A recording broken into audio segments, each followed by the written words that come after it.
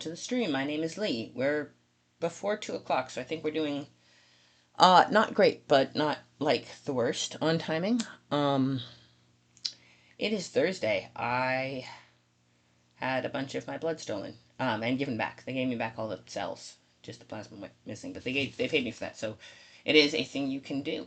Fun fact.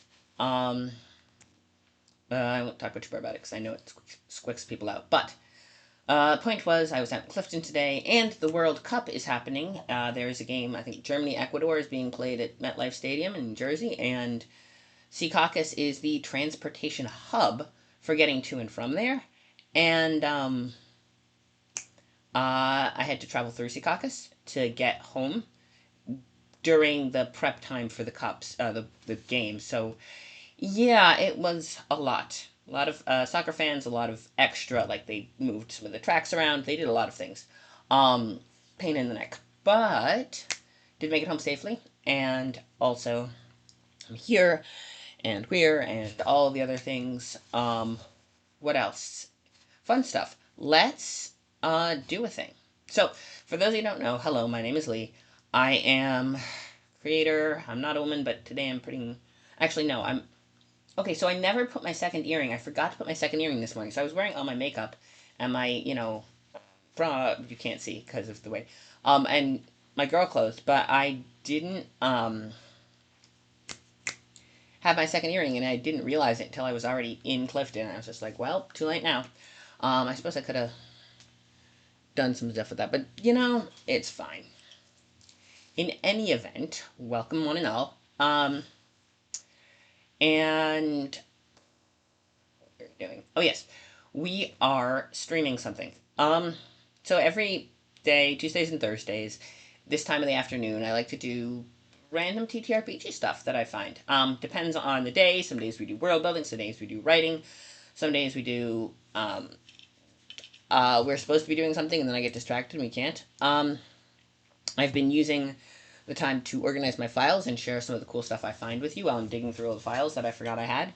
Because there's a lot of I have so much cool TTRPG stuff that I just never look at because I have only so much time to play games and only so many people I can play with, and so I have to pick constantly, and it's kind of a bummer. But we do what we can. So that's partly why we started these.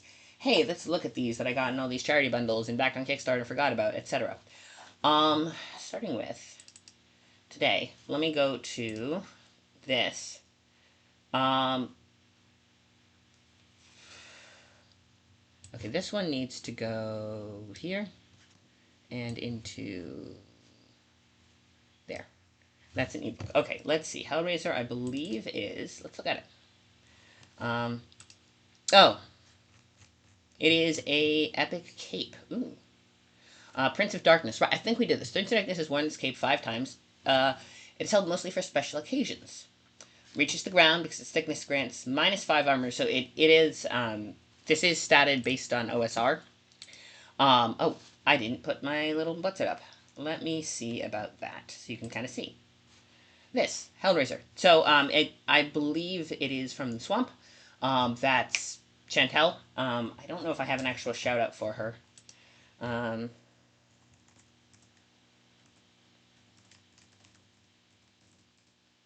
no, I don't. I have to make one for her. But she has a Patreon called Swamp. She makes and I think you can get her stuff on some of the polished finished stuff on Drive Through RPG. And I did talk to her, and she said I could share the stuff I got from being a patron of hers on the stream because I was patron. I got it because I was a patron, so she said it's cool. And I do always try to credit her for being, that. All right, we have a ad starting. Okay, so I realized that I don't have any liquid, and it is hot outside, pushing 90. Not terrible heat wave height, but still not fun. 90 is um, uh, 32 degrees. So, definitely above 30 centigrade. And yeah. Um, so here's what we're going to do. We're going to do I'm going to get some liquid. And then I'll poke at Hellraiser, show you what the deal with it is. it is a cape with -5 armor. So because Osric runs on opposite, where lower is better because of the way the hit matrix works, which is you can figure it out pretty easily, but it definitely takes a little getting used to. But so I'm guessing the -5 armor is a beneficial property, not a detriment. But let me get some water. I'll be back. Ooh. Okay. That. Water. We're diving.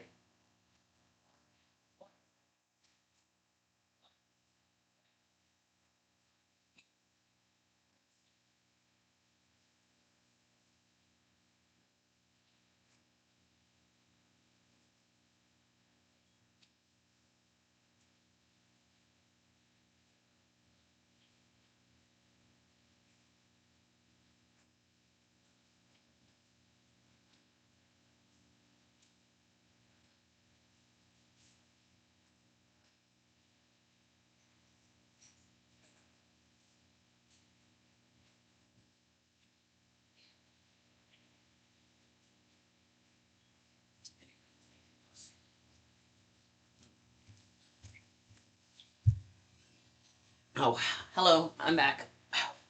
I banged my elbow. Let me do this. Hi again. Welcome back. Um, I have acquired liquid.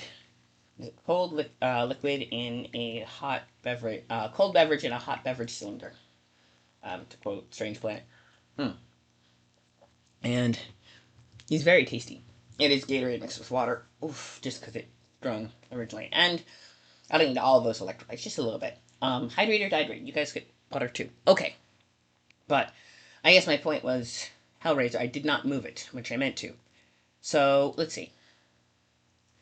-5 armor. Okay, so versus the normal -3 from studded leather. So it technically counts as studded leather for weight, I would guess, but it has 2 more armor points for, that's pretty good.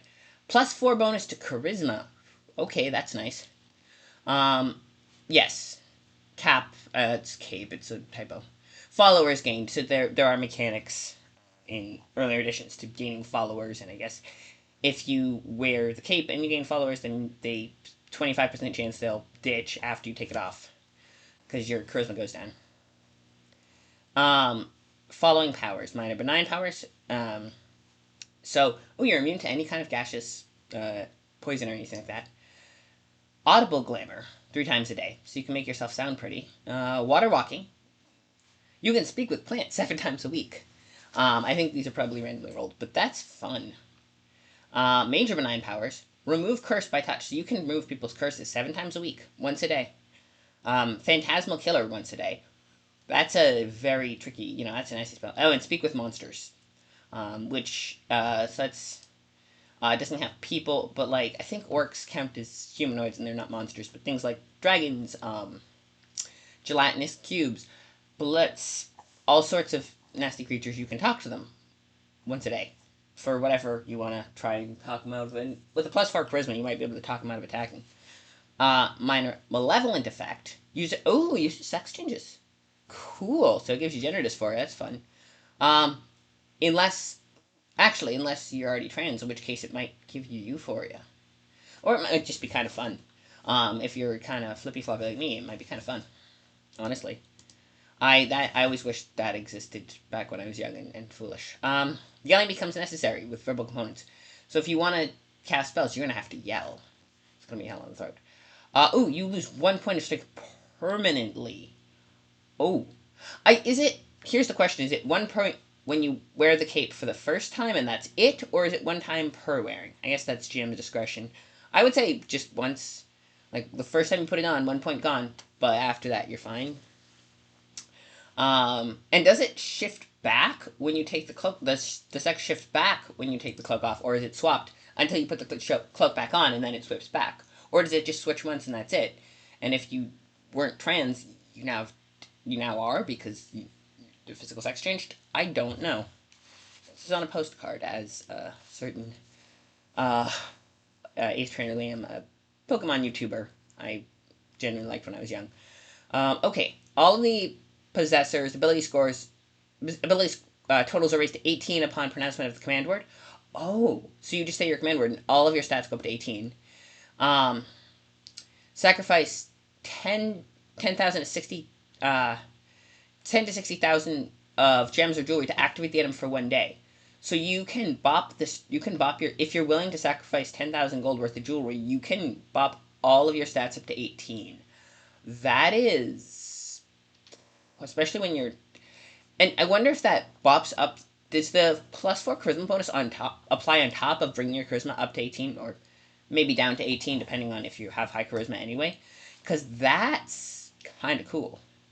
Um, when a person puts on Hellraiser, the voice in their head becomes too much. Every time they use the power, they gain 1 sanity point. Okay, so it does have a negative mental effect because you can hear voices based on it. 100 points every time they wear the Hellraiser.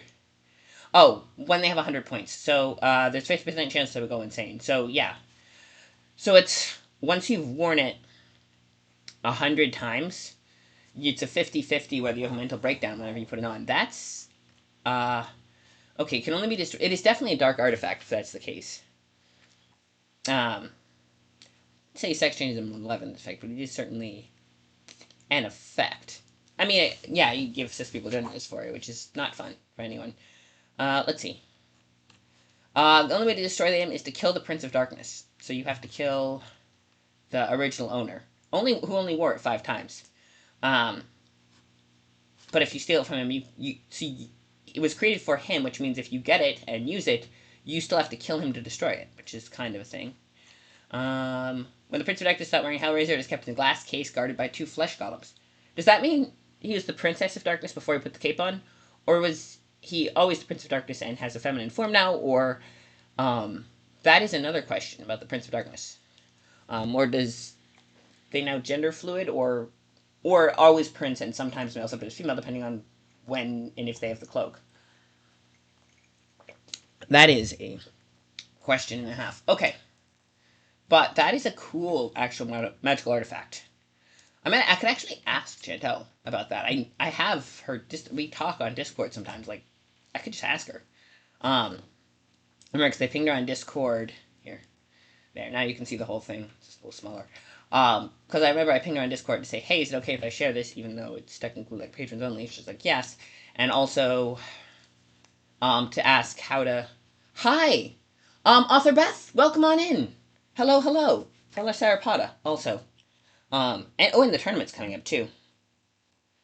Um, yes, it is for Osric, so it is for like first edition D&D. That's why it's -5 armor class, as opposed to Stud Leather gives you -3.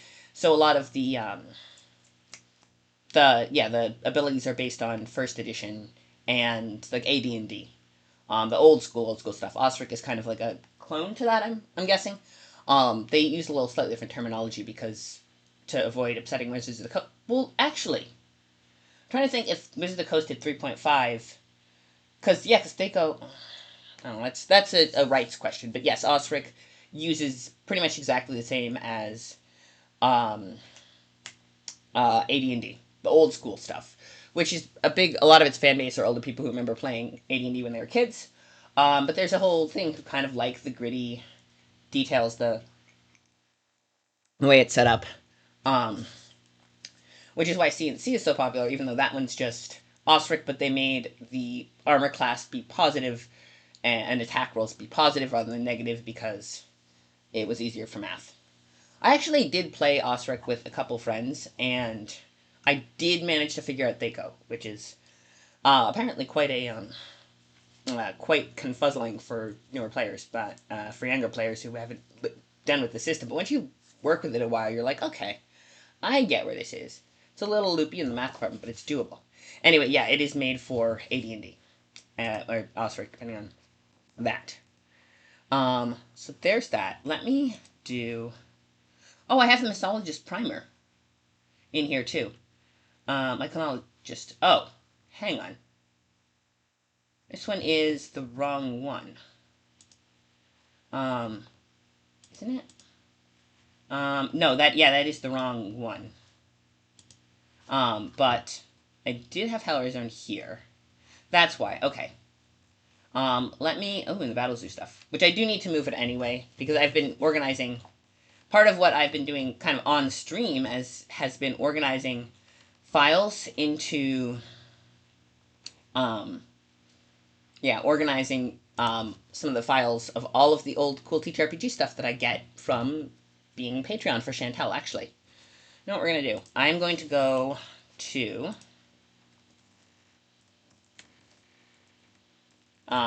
the Discord, actually. And because I have a stream Discord, you don't have to join, but it is pretty quiet, except sometimes I'll issue a writing challenge that no one takes.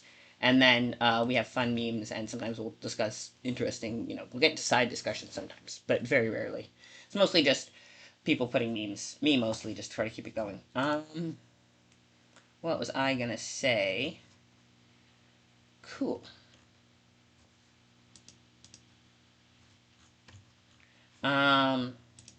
There's that. I was going to slip off to the Discord channel and go to the links to stuff seen on stream one, and...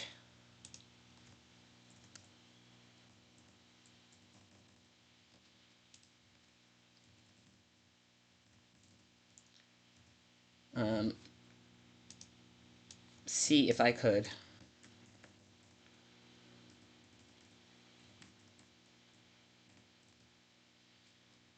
Alright, might have to find it manually. But yes. So, yeah, but it is... I'll see if I can find it. In the meantime, yes, it is. It is Chantel. She is a... she has a theme that she told us about, that is...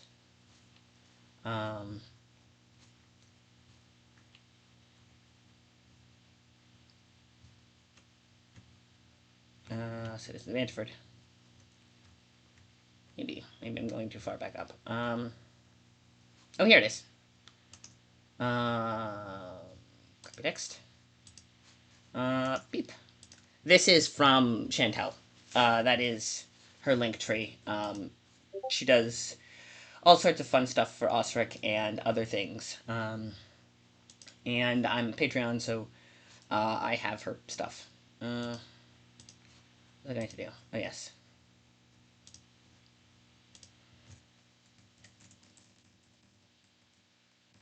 There we go. But... Okay, what I was going to do was... poke around and see what else I got in here. I got Battle Zoo. Jules and Indigo Isles. That's a fun one. Let's see. I have a lot of Battle Zoo stuff because I got the Humble Bundle.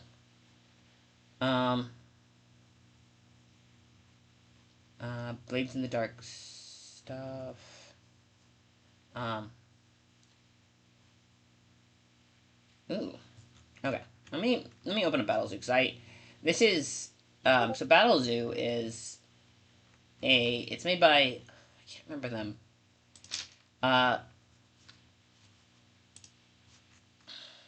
Player's Guide. It's basically a D&D ancestry, and they started out, if I recall correctly, Roll for Combat. Yes, that's the Roll for Combat is the publishing house, kinda, and they do Indigo Isles, which is a set of islands. They do a lot of setting stuff with player races, I don't know the term, but who are well outside the spectrum of elves, dwarves, humans. Like, they go ham with that, and I think that's kind of cool. So does Arcana, but this one goes in a different direction, and I think I backed them 1 point. But let me do that. Then we'll take this and put it in Cool Stuff from the Swamp folder. Oh. Huh. Apparently I already have a copy of it. Check something real quick. Apparently I have 2 copies of the same file. Yep, that's the same one. because I have a specifically set up as cool stuff from the swamp. Let's put it back. Downloads. Yeah, okay. So it can stay there. But I thought I hadn't moved it, but that's good to know. But yeah, this is Jewel of the Indigo Isles. Because usually I do a lot more streaming this, so. Bark on a adventure in Jewel of the Indigo Isles Adventure Path. Do I have the Adventure Path, or do I just have the Player's Guide? That is a good question. I have the animated tokens for Ancestors animated tokens, maps, lots of maps, classic creatures, Player's Guide, tokens, I think Bestiary tokens, Eldamon's Player Guide. Hang on. Digital asset. Okay, those are the art stuff, but this is the Battle Zoo Eldamon Player's Guide. Okay. So yeah, that was the new one. Eldamon Legends. Okay. Let me take down Hellraiser for now. Jewel of the Indigo Isle, that's the Player's Guide. Eldamon Player's Guide. And Bestiary and Ancestries, maps, animated tokens, Adventures released the Kraken. I might not have the original because I think it was a supplement to that. But Indigo Isles, nope. This is the Jewels of the Indigo's Island. Okay, yeah, this is the Adventure Path, and then that's the Player's Guide. Okay. So I have, this is the island question, Indigo one. Well, actually, it's Gold Crop Isle. Introduction, search for the missing map. Okay, let's read the introduction, because this is fun. I actually just got this Bumble Bundle. Okay, not fairly recently is a long one, but, oh, sorry, I haven't been checking chat. But yes, here, I also have to go, because what you do is you cite your source.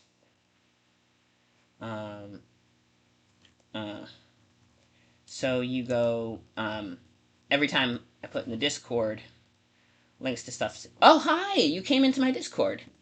I always try to remember to put links to stuff seen on stream in the Discord. So every time I talk about something I have in the Discord, I cite a link where you can find it. Like, if I do Chantel stuff, I'll put a link to her link tree where you can go and join the Patreon or find all the stuff she's put on Drive Through RPG, the more complete ones. Broncolonia and the various, for when I went over stuff I did at various conventions, I, said Duck and Crow Press, when we did that adventure that I got at Concoction, I put a link to Duck and Crow Press because that's the company that put it out, stuff like that. It is, yeah. So, if I ever go over something on stream that I have in, the recesses of my folder files that I haven't looked at because I really like TTRPG supplements and I just don't have time to read and play them all. But I like having them and I want to support creativity of people making them because inevitably every time I go back, I think they're really cool. So I started doing it on stream because I figured, to have other people to hold me accountable to do it and just for funsies. But, oh, right, I was going to do, we got distracted. That's the Player's Guide. This is the original introduction. Let's start with that. I think that'd be... Jewel of the Indigo Isles is a large and sprawling campaign. This adventure path is much longer than others you'll find for a number of levels it covers. The reason for this is that it's full of background information, flavor, context, tips to make it easier for you to run. But that also makes it easier for you to expand, shrink, or modify the adventure to suit your needs. At Roll for Combat, you are part of a design team, so we make products easy for you to use and modify to your needs. Okay. Courage, GM creativity, always a good thing. Even the setting of the Indigo Isles was chosen because an island chain is easy to add to any campaign setting. If you just change a few deity references and alter or remove the encounter involving deities from the Alucard campaign setting. Is Alucard where battle... Okay, now I'm curious. Now I have to... The thing about that is a lot of the third-party supplement stuff doesn't have the kind of... like, Aird doesn't even have...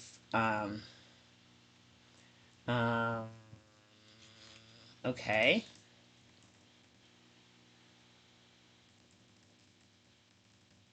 Um, oh, battles. Yeah, it is a battle zoo. Um,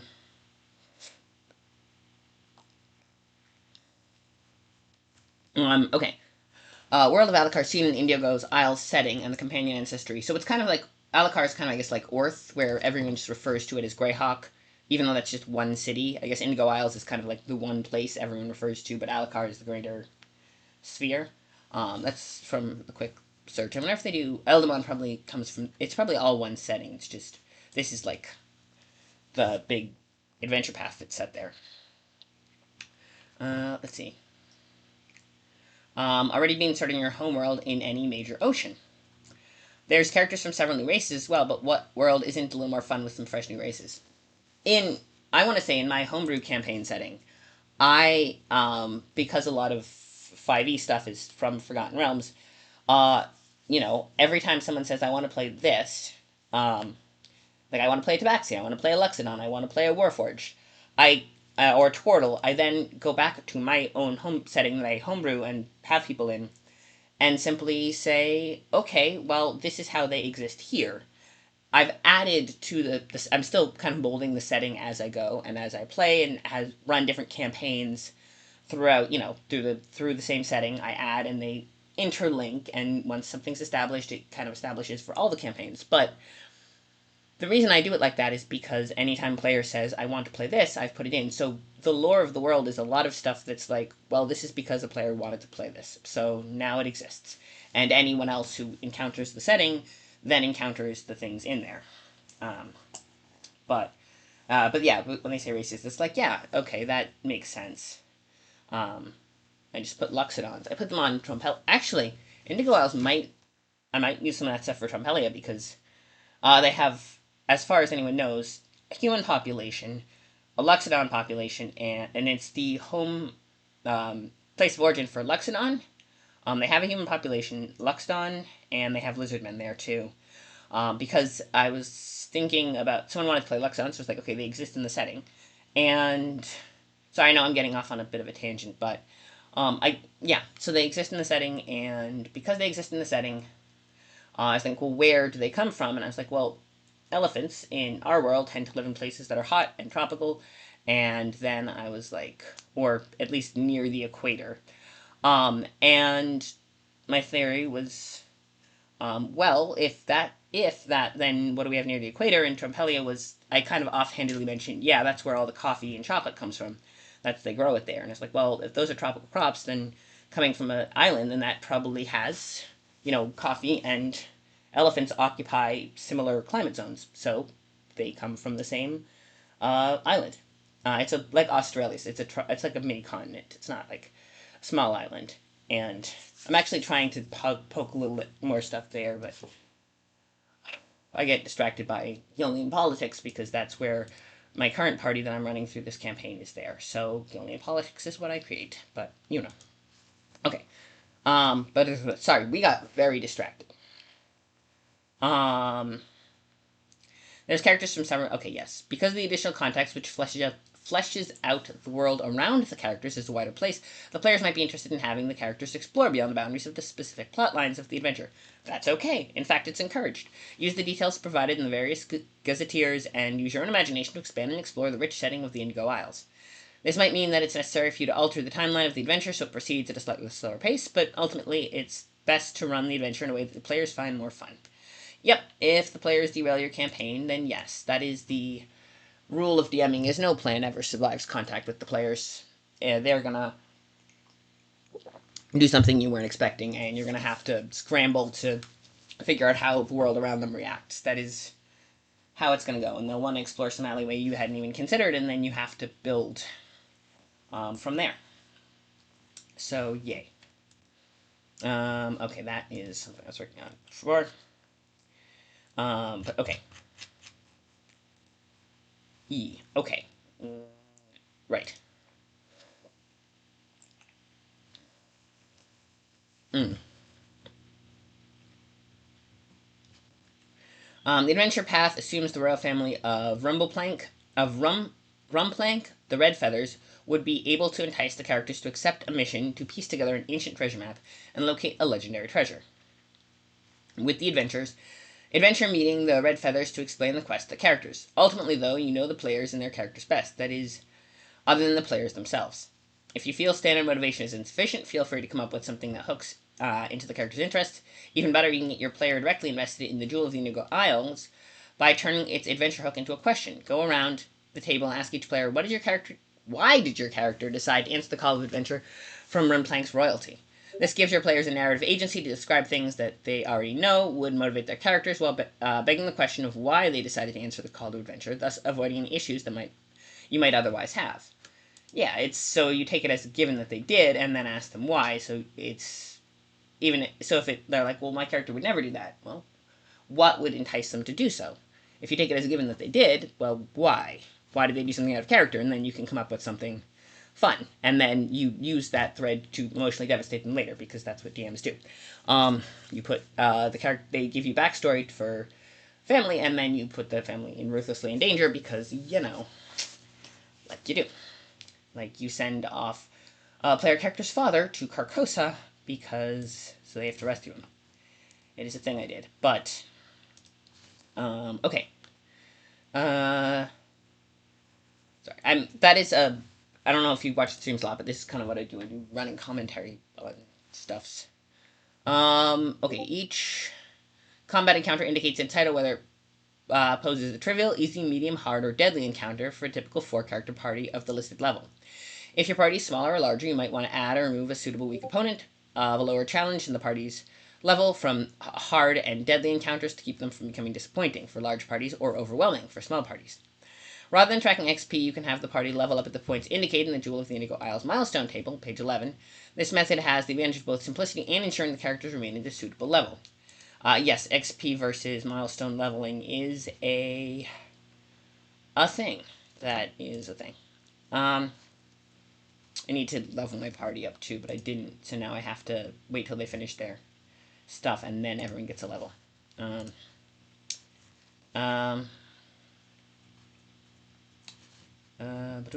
Okay. Monster Parts System. This campaign is designed to use with the Monster Parts System from Battlezoo Bestiary, but you can choose whether to do so or use the normal magic item economy instead. The Jewel of the Indigo Isles campaign provides all the information you need to handle treasure the way you prefer. Monsters in this adventure that have parts that can be gathered list the default value of the parts available for each monster of that kind in the encounter. If you use the Dabbler variant, use the reduced value in parentheses instead. Note that due to how the monster part system works, the value of monster parts likely vary between individual monsters of the same kind across various encounters. This might reflect differences in condition, age, or other qualities that might be readily apparent or tactically relevant. Each entry is per monster, so an encounter with multiple of the same monster will each yield the parts of that value. In fairness, it's also I also do not use standard book pricing because the way of economics is that the price of a similar good can vary wildly between depending on where you are and can vary wildly depending on where you are and other things. And so I don't usually say this many gold piece worth of diamonds. I usually say this is the diamond. You guys are familiar with the spell enough to know the size of diamonds you need.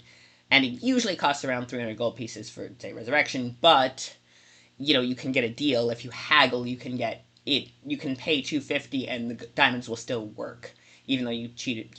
You paid less for them because it's the size of the diamond, not the intrinsic gold value necessarily. I think I run it that way, because human valuation of stuff doesn't necessarily correlate to its magical potency or anything like that.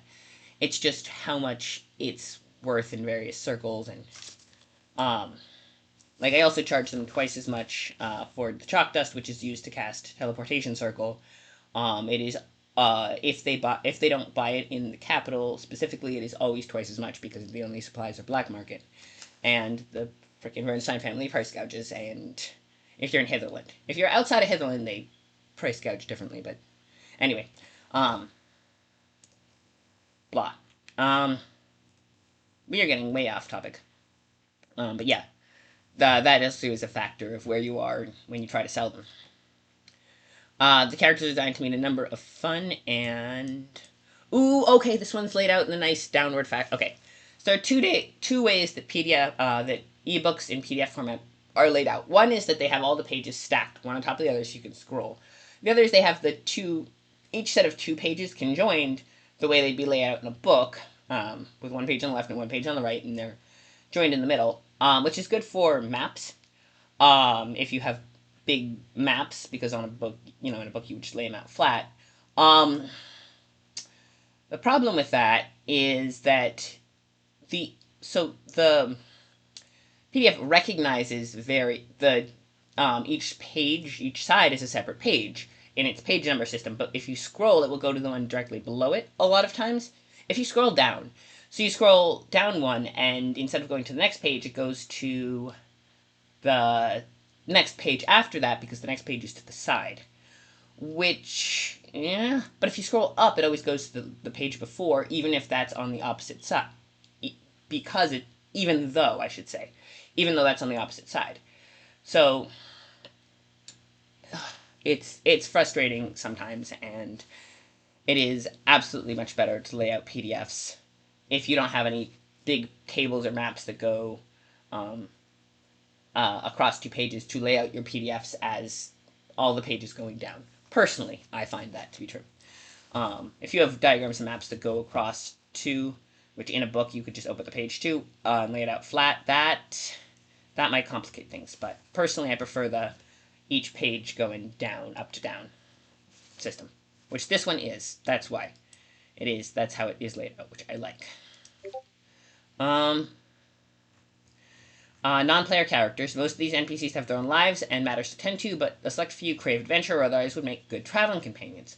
Whether by promising to help these NPCs with their own quests, wowing them with strength or magic, or simply by showing them a bit of kindness, the player character might not only befriend these individuals, but they can possibly even enlist them to join the party. Unless otherwise stated, the assumption in the Jewel of Indigo Isles is that these NPC companions tag along with the party but don't participate in major events or combat encounters. I usually let my players control the NPCs in combat sometimes, because I'm like, okay, well, I don't want to have one more person to run in combat, but if you guys, give them something to do and have them feel more agency over their companion. I didn't, well, yeah, anyway. Some NPC companions might be particularly well suited for various adventuring tasks, like unlocking doors or identifying magic. Instances where a particular NPC companion's skills might be useful are indicated throughout the text. Especially if your players don't have identify or lockpicking skills, or, don't have no one has sleight of hand skills or lockpicks or anything like that. If they do, then the NPC doesn't do it, the players do, but if the players can't do something, then having an NPC who can is a benefit. Each NPC companion has their own personality, including goals, fears, desires, likes, and dislikes. Characters who go out of their way to make a strong impression on an NPC companion might find themselves a lifelong friend or ally or a friendly rival, but mistreated companions rarely stick around for long. Of course, as with all the game's rules, these suggestions might not work for you or your group. In this case, you can simply choose to ignore these sections of the adventure, treat the potential companions as you would any other NPC. Depending on how deeply you want to integrate these NPC companions into your campaign, you might decide that it would be better to give your players a bit of agency over their companion's action. If your game group is particularly small, 2 or 3 players, you could even design these NPCs as full-fledged characters and allow your player to run them in addition to their own characters. Alternatively, if a player's main character dies in the course of the campaign, you might allow them to use an NPC companion as their new main character. I've had that happen to me before, where my character died, and I was like, can I take the guy on the ship that we've been hanging out with? And they're like, yeah, I guess. So, maximum number of companions. Having too many NPCs tagging along with the party can quickly get confusing and overwhelming for most groups. Yeah, I have found that. Therefore, for a group of 4 players, it is recommended the party have no more than 2 adventuring companions traveling with them at any given time. I have 2 players and sometimes up to 5 NPCs, so yeah, it's... if the group already has 2 companions, when they meet another potential companion, they can either send one of their current companions home to make room for the new one, or they can ask their new friend to go and wait somewhere else. Excess companions will typically agree to wait for the party at a safe location, such as Rumplank in the first start of the adventure, or the character's ship in the second adventure. Ooh, the characters get a ship. That's fun. Potential companions. Sorry, I am trying to keep track of chat in case you're saying anything. I didn't do the thing. Sorry, I usually do. I go onto my own. I forgot to. Um,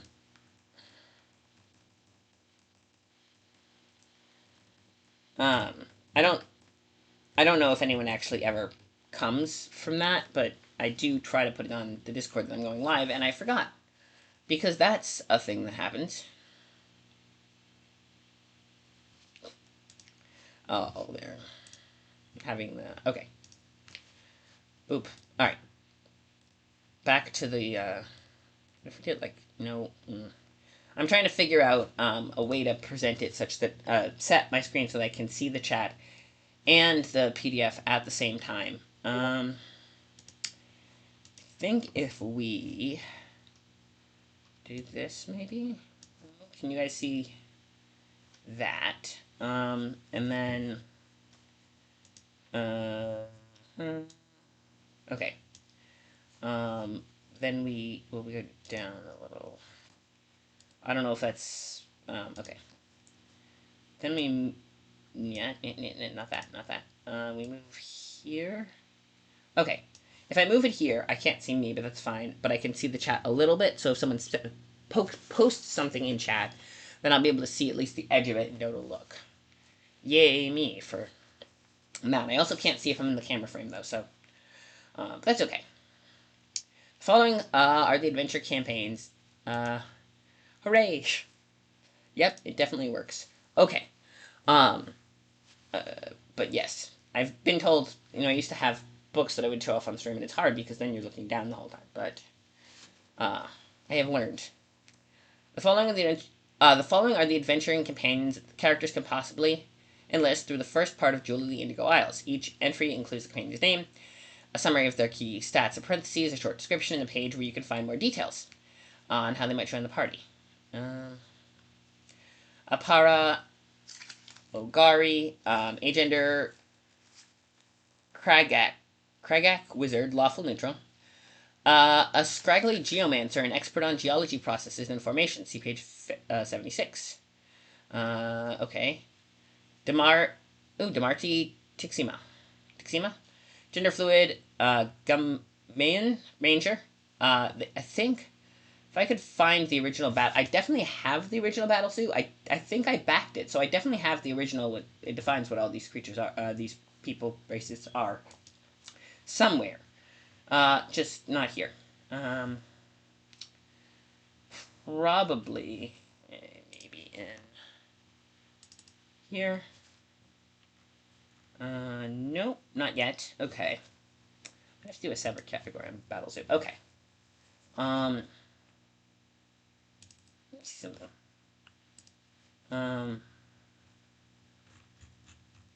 Okay. It's here.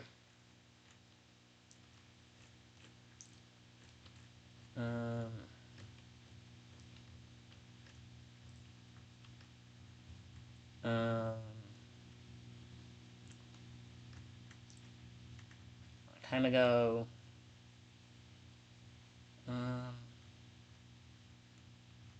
Maybe. Let me check something really quickly.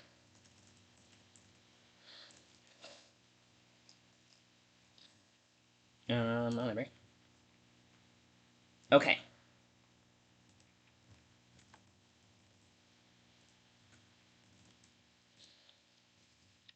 Nope, I don't have it there either. I'm sure I could find it somewhere on my... either that or I don't have it at all, in which case I'll have to, I guess, buy another copy at some point, maybe. Depends on what we want. But, let's see. Alright, they probably say all of that. Ignatius Barkley, let's see, male. Oh, yes, is Lawful Neutral, Chatty, Rumplank, Newcomer, and Excitable Jungle Explorer. I'm guessing Rumplank is the capital. See page 18 for more details. Ignatius Barkley, that's this guy. Male Wildfire Leshy Fighter, a lawful good. Noble, friendly knight, errant, who seeks advantage to avenge his destroyed people. 42 for details. Kauranda, female, Galtzagori bard, neutral good. Kind, unusually thoughtful Jacapo Town native. Okay, Jacapo Town is in place. With a knack for musicianship, ranching, and a wide variety of other hobbies and pursuits. 57. Scroll Mold, Battle Bestiary, 84. A curiously self-aware colony of magical mode with a wily sense of humor. See page 40. Okay. Though throughout the Jewel of the Indigo Isle adventure path, characters are able to find a variety of interesting and unusual resources, which they can use during the adventure's climax to defend Rumplank. There's quite a few of them, but keep it simple and find all of them. Defense Special Resource Table on page 317 summarizes information on all the resources that the PCs can find. Keep track of these resources as the PC find them to ensure they can use them during the final chapter. Alright. Okay, we have pre-roll, and it is 12:40. I'm going to... my computer is doing the thing. It's overheating. So what I'm going to do is I'm going to run an ad, briefly. That'll turn pre-roll off, which is always good. And then you guys can take the few that you are, can go take the chance to go drink, stretch. I will do the same, and then I'll come back with coolant for the PC, and then computer PC. And then we can finish reading the introduction, and then maybe think that would be a good plan. So, let me do the thing. Alright, I will be back. Come on. There we go.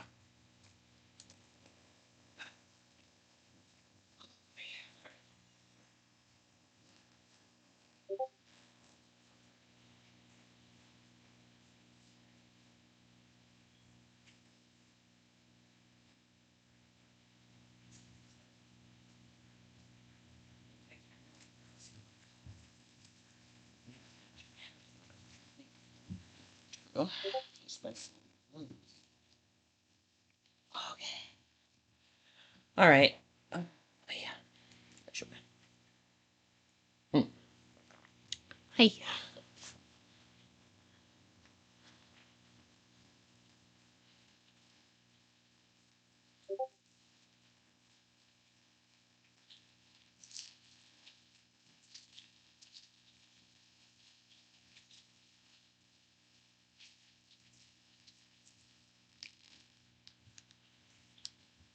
Alright. We're back.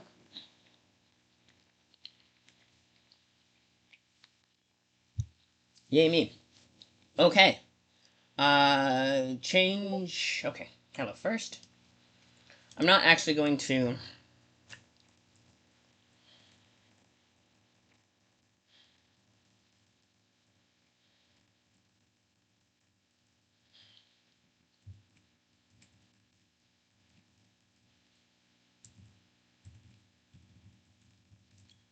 Um. Okay. There we go. Winba. Alright. Let me do this and that. Okay. I am back. I have coolant for the computer. I have um, either bots or paid shills trying to get me to buy viewers in chat. I told them I wouldn't. But I generally don't kick them out just because on the off chance that they are paid shills, I want to say yes, you can watch. I'm not gonna kick you out for trying to do that, but it's not worth your breath to do it. Or type. Is it not worth your breath to argue with someone if you're arguing via text? That is a question. Character death, that's a thing. The risk of death is part of what makes adventurers' lives so exciting, but in the end, it's always disappointing to lose character. This adventure path strives to make setbacks and character death as painless as possible, both by offering periodic suggestions for how to continue the adventure after a loss without killing all the PCs, and by offering several easy ways for the players to bring in new and interesting PCs along the way. Rumplank is big enough city. Oh, I was in an Ostrich game, and I had so many of my PCs. I had multiple PCs die, and I had them. Oh, this is his brother, who is also druid, and then because of that, the dungeon master said no more than 2 druids per family. so I couldn't bring in any more brothers who were druids. But after I did 3, but yeah. Um, let's see. Let's see. Rumplank is a big enough city that it shouldn't be hard to replace a dead character in the first adventure, and of course the potential companions are great options as well. In the second adventure, the ship's crew is full of possibilities for placement PC. In the final adventure, all sorts of regional heroes might have come to the Founders Day Festival to test their skills, and some of them might have been kidnapped alongside other victims, allowing the group to rescue the new PC from either the cultists separated in the ruins or the cult stronghold. We got a cult. Alternatively, the jungle village would be a good place to recruit Galtsagori character. Finally, the climactic assault to stop the cult once and for all brings everyone in Rumblank and allied settlements together, so a player lost their character could take control of even the most famous inhabitants of Rumplank for the final assault, or invent another hero of their own who came to the city in its time of greatest need from another island. Players are free to choose whatever background they want for their characters, but the ones included in this book and the free player's guide, which I have, are highly recommended as they come with special plot hooks chosen partially for characters with those backgrounds. For instance, a character with the Bluebell chef background will, of course, over the course of the adventure be honored with a prestigious post from the top culinary academy in all the Isles. You will see various notes indicating that there are background special effects sprinkled throughout the adventure path whenever one of the characters' backgrounds might be especially relevant. Ooh, okay. Same thing with Bruncalonia is, yes, take... You said use the background, the subclasses we have and backgrounds we have here, especially, like, you could do other ones, but these ones are tied to the setting, therefore have... Actually, although I had someone use I think it was an Eberron back, very specific Eberron background in the setting that wasn't Eberron, and I had to scramble to figure out how it worked, but I let it slide. Anyone who's ever heard of Goldcrop Island or its largest settlement, the raucous and irreverent Rumplank, ooh, this is the background, has also heard of the legend of Poppy von Barnacle, the so-called gilded pirate, whose 200-year-old mythos is practically synonymous with the history of Rumplank. Statues of the swashbuckler can be found throughout all the Indigo Isles, and tales of her daring do, glorious deeds, and madcap shenanigans grow more grandiose with each passing generation. Countless adventurers, sailors, and even a few infamous pirates have all been inspired by Poppy's legends to take to the high seas and make a name for themselves.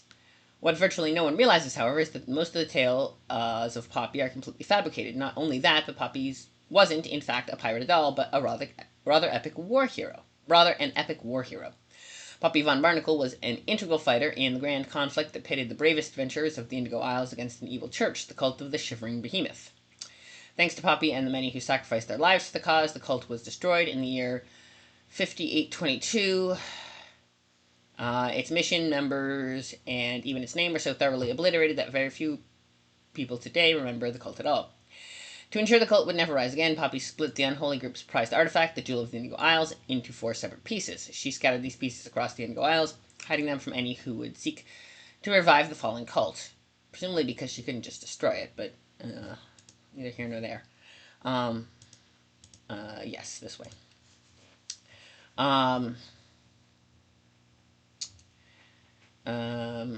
Her mission nearly done, she brought the final piece, the Obsidian Star, with her to Goldcrop Island. Here, amidst the tiny port town of Rumplank, Poppy von Barnacle reinvented herself as the Gilded Pirate, freebooter extraordinaire. She and her legendary crew used their spoils of war to spur sleepy Rumplank into a raucous party capital of the Indigo Isles, kickstarting a golden era that became known as the Rumplank Renaissance. As Rumplank grew, so did Poppy's notoriety, as well as her worries. Poppy knew that the profane history of the cult of the Shivering Behemoth couldn't remain a secret forever, and with each passing year it became even more important to find successors worthy of learning the truth about the evil force. From the adventurers and would-be heroes who flocked to Goldcrop's shores to forge their own glorious paths, Poppy's invited the finest to join her at her private sanctum, a hideout she constructed from the ruins of the cult of the Shivering Behemoth's halls beneath Shivering Mountain. With her pupils in the ways of swashbuckling, roguery, and daring-do, all in hopes of one day naming an inheritor to whom she could reveal the secret history of the cult of the Shivering Behemoth. Let's see, hang on. I gotta do this so that it won't beep at you guys, and yeah, because that's the big one, is don't let them beep at you. Um, um, um,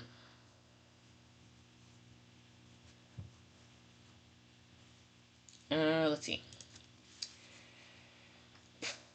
Um, uh, Unfortunately, no such people ever proved themselves, and knowledge of the cult and its unholy crystal relics disappeared along with Poppy.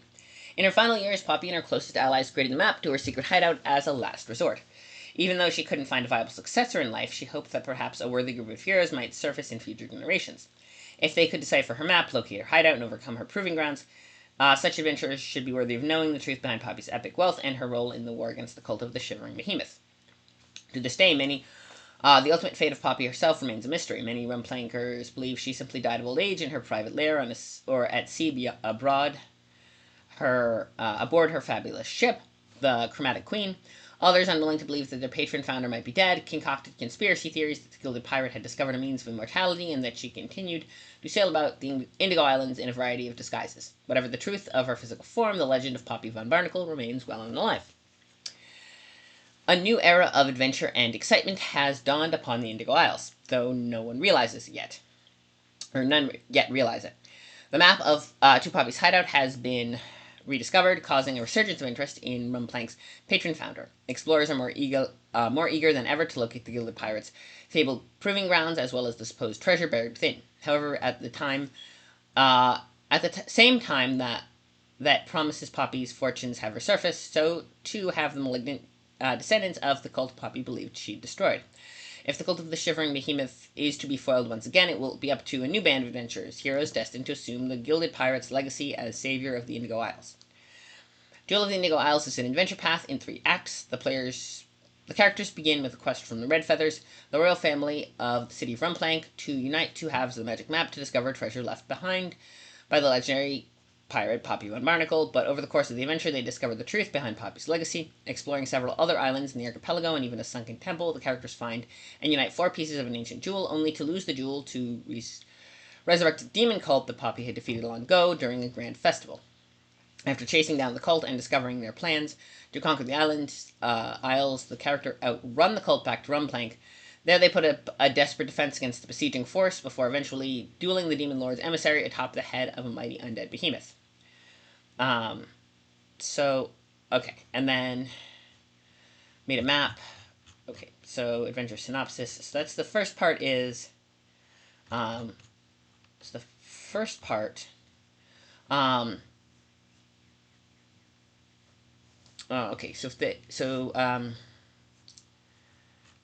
Wizard Companion cursed the map and split it in 2, then created a decoding device called the Sapphire Scale from the hide of an indigo dragon.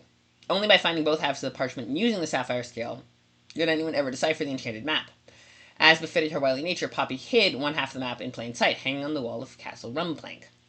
Centuries later, the royal prince Kalupi has discovered the true nature of the unassuming scrap of parchment that hung in his family's halls for generations. After consulting with his castle scholars, Prince Kalupi confirmed that it's a piece of magical treasure map. Eager to put the wheels of this goal in motion, he issued a pronouncement for explorers and would-be heroes to assemble at Castle Rumplank. From the many candidates who answered the call to action, the prince hand-selected a small party to share the map fragment and the quest details. The first adventure, Search for the Missing Map, begins with the meeting between these worthy adventurers, the player characters, and the royal Red Feathers at Castle Rumplank. Hitting one of the many ancient ruins around the Gold Crop Island. It was found only recently by a researcher and historian, Dexima, who was on a routine jungle expedition when they came upon the treasure. However, after returning to Rumplank, Demarty made a dire mistake of excitedly showing the map to a friend at the worst bar in town, the Gutted Snake. Was far from quiet about the discovery. Squotan Malardi, a member of the nefarious pirate gang known as Iron Eels, overheard the conversation and stole the map fragment to give the gang's leader, Melar Khan. Planned to hide the final pieces necessary to read the map on another island entirely. She sealed it in a chest aboard the gasping Gipper, a mercantile vessel, instructions for contact on Moonshadow Island to hide the magic items somewhere safe. Luck was not on Poppy's side. Freak storm scuttled the Gipper not far off Goldcrop's southern coast, where the ship would remain, slowly decomposing for over 200 years. Damari Tixima knew from studying old shipping ledgers that Poppy used the Gipper for shipments in the past, which is why Marty reasoned that the map's magical encoder must still be aboard the ill-fated ship. After Squanten Malarty gave Damarty's partial map to his captain, Milan Khan, and relayed what he'd overheard, the Iron Eels leader took his crew to the wreckage. Sure enough, Damarty's hunch turned out to be correct, and quickly found the sapphire scale still wrapped in silk and sealed in the watertight chest. So Squanten Malarty swiftly betrayed Millard Khan and, impatient for profits of his own, sold it. Sold it to a traveling Galtgori herder for a hefty sum. The case in which Millard Khan secured Damarty's map fragment had come down with a bad case of scroll mold, and the scroll simply up and walked away while the Iron Eels were aboard the gasping Gipper. By the end of the expedition, Millard Khan had neither the map nor the sapphire scale, though he still yearned mightily for Poppy's legendary treasure, had many demands for his time, and thought, though he seized over losing it, he reluctantly put the treasure hunt on hold. Of course, at the end, the captors are fated to find the missing half of the map and the sapphire scale.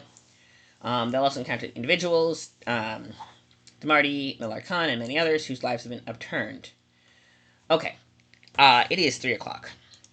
I usually end the streams right about now. So, and that's a good stopping point too.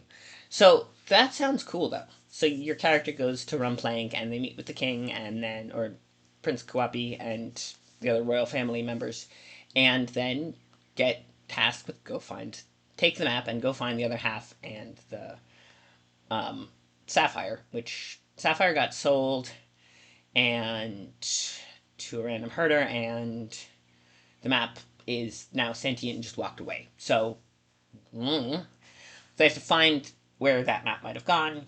Where would you walk if you were a sentient map? I don't know. That's probably details exactly where it is in the more of the adventure, but I think it sounds pretty cool.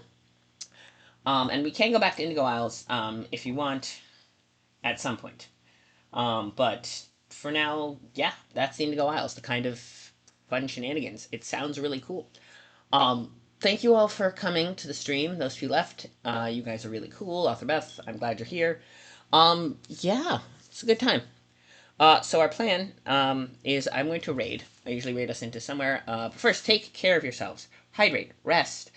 Make sure you eat and take your meds and all that. I am honorary capo in the South Care Mafia, and I will make sure that people do that. You know, it's important.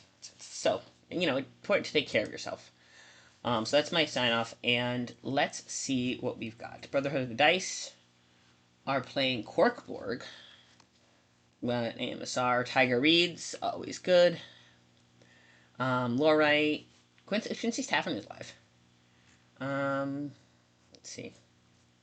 Jamie's live. Let's raid Starborn Striker. We haven't raided her in a while, and we raided Jamie fairly recently. Let's raid Starborn Striker. She's doing reading and writing. Fun stuff. Yeah, let's do that. Cool beans. Alright, let us... it's a fun little... Okay. So, remember, take care of yourselves. The Discord link's in the chat. I will be back on Tuesday with another afternoon tea with Lee for, whatever shenanigans might arise. I'm actually doing a whole Discord friends. But yeah, probably Warhammer 40k. I haven't done that in a while, but we'll see. Yay us. Alright, off we go.